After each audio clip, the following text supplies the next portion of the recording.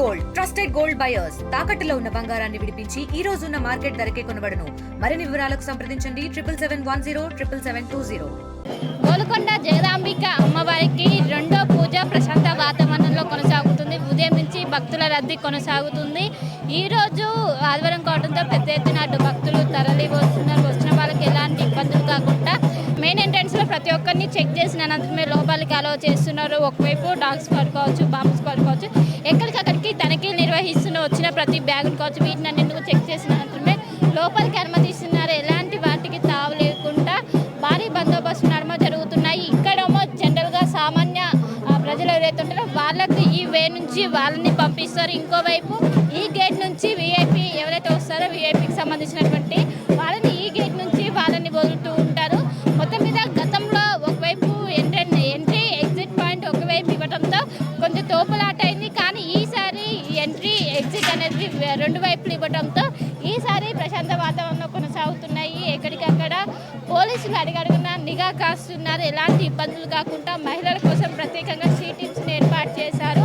మొత్తం గోల్కొండ కోట పరిసర ప్రాంతాలన్నీ బోనాలతో మారిమోగిపోతున్నాయి. ఎక్కడ చూసినా బోనాల సందడి కనిపిస్తున్నాయి. మొదటి రోజు ఒకవైపు గురువారం కావడంతో కాస్త తక్కువగా ఉన్నది. కానీ ఈ రోజు రెండో రోజు అత్యంత అంగరంగ వైభవంగా కొనసాగుతున్నాయి. ఒకవైపు శివశక్తులు డ్యాన్సులు నృత్యాలతో మొత్తం ఒక పండుగ వాతావరణం కొనసాగుతుంది. పెద్ద ఎత్తున తల్లి వస్తున్నారు. ఇక్కడ జగదాంబిక అమ్మవారికి మొదటి పూజ ఇక్కడ నిర్వహిస్తారు.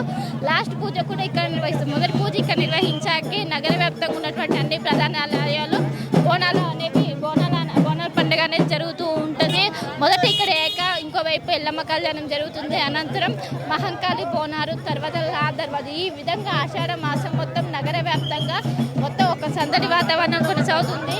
మొత్తం మీద చూసుకోవచ్చు ఒకవైపు బోనాలు ఎక్కువ బయట క్రౌడ్ ఎక్కువ అవడంతో ఇక్కడ ఏదైతే విఐపి గేట్ ఉంటుందో దీని నుంచి అటు బోనాలని లోపలికి పంపిస్తున్నారు.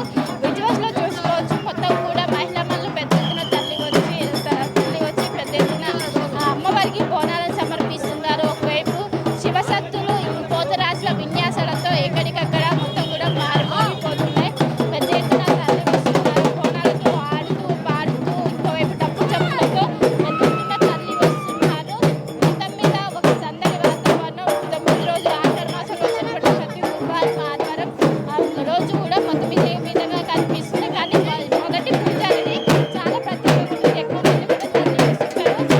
ఒకవైపు నెత్తిన పూల పెంచుకొని ఇంకోవైపు డప్పు చప్పులతో ఎక్కడికక్కడ చాలా నృత్యాలు చేస్తూ దాదాపు 400 మెట్లు ఉంటాయి. 400 మెట్లు ఎక్కుతూ ఆ కిల్లా చుట్టూ కూడా ఇక్కడ కూడా వాళ్ళు ఇబ్బంది పడకుండా చేస్తూ ఉంటారు.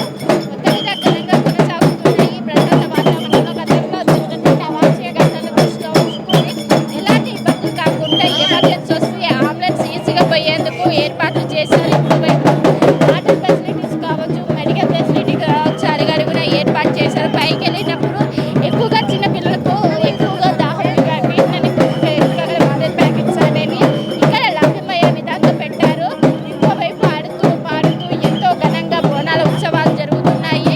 గురువారం రోజు ఎంతో ఘనంగా జరిగాయి. ఈ రోజు ఆదివారం రోజు కూడా అదే విధంగా జరుగుతున్నాయి. పెద్ద ఎత్తున తల్లి వస్తున్నారు. అక్కడ కూడా బోనాన్ని పరిశీలిస్తే మొత్తం కూడా వెన్నుతో తయారు చేసిన అమ్మవారికి వేప కొమ్మలతో కూడా ఆ బోనాన్ని 2 స్టెప్ల వైపు రెడీ చేసి అమ్మవారికి నైవేద్యంగా పైకి వెళ్తున్నారు. పెద్ద ఎత్తున తల్లి వస్తున్నారు. విజువల్స్లో కూడా చూసుకోవచ్చు.